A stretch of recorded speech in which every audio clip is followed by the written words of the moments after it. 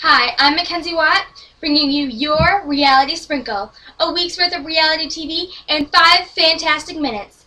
We start our trip around the reality world with The Amazing Race. Unfortunately, the roadblock was rappelling 120 feet instead of couples counseling. Believe me, couples counseling would have been much more challenging this week. Team Border Patrol, Art and JJ, came in first, and in another first, they gave their first place prize to Mark and Bopper, who came in last. Class move, guys. It was a non-elimination leg, so we get to see all of our fabulous teams next Sunday. Sunday night is also the Celebrity Apprentice, and this week they were hawking the Buick Verano. Let's face it, there was nothing funny about the Celebrity Apprentice this week. Not even Adam Carolla's humor went over well. In the end, Team Forte lost, and in a twist this week, 2 men were fired. Adam Carolla and Michael Andretti. Let the battle begin on The Voice on Monday night. The rounds included Divas, an Edward Scissorhand moment, and the ghost of Janis Joplin.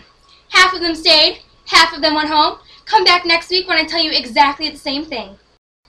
We're weighing in Tuesday night with The Biggest Loser. On The Biggest Loser, teams are no more. Now you have to carry your own weight or fall victim to the yellow line.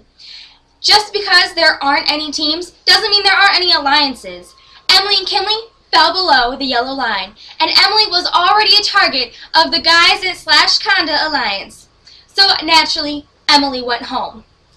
Jeremy gave Conda, his sister, his shopping spree with Jessica Simpson.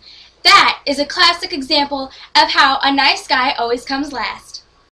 Fashion Star on NBC premiered right after The Biggest Loser. One of the contestants, Oscar, has a strategy. It's to drain all of the energy out of every other designer there so that they can't put forward their best design. Cry, dance, laugh, cry, dance, laugh, cry, dance, laugh. Ah! He's exhausting. Designer Nicholas offended 3/4 of the mentors and the buyers by commenting on how he thinks a woman can't do well in the fashion business. Do you think maybe that's why he went home? I don't know. Moving on to Wednesday night, hey guys, we're halfway through the week already. On America's Next Top Model, we show that they're not just pretty faces, they are business savvy too. Louise, however, couldn't take some criticism, and Louise, I have some advice for you. No one likes a quitter. Shame on you. Walking out on the biggest opportunity of your life, that's disgusting. If you haven't watched Sci-Fi's Face Off, check it out. It's about creating those crazy movie characters that you love to see and the people who create them. This year's up-and-coming makeup artist winner was Race Bird. He's a father of 4 and a former tattoo artist, but he changed his life by winning the Face Off this season. Congratulations, Race! American Idol producers either pull the hoax or they are the dumbest production management on television right now. They had 6 months to check out Jermaine's background, and they featured him on the show for a month. And suddenly, just now they're coming out with all of this stuff? Way to drop the ball, guys! Oh, yeah, and people sang on American Idol, too. Survivor One World is now 2 worlds. Or one world with a satellite moon. Anyways, the teams were now shaken up, but somehow Colton managed to maintain his Queen Bee status on his new tribe. He also, for the 2nd week in a row, managed to cripple his tribe in the worst way possible. Colton's no supervillain, guys. He's just a brat who's lazy. And he thinks that snark rules the world. Snarky, snarky. This week on The Bachelors, after the final rose, Ben gave Courtney her ring again.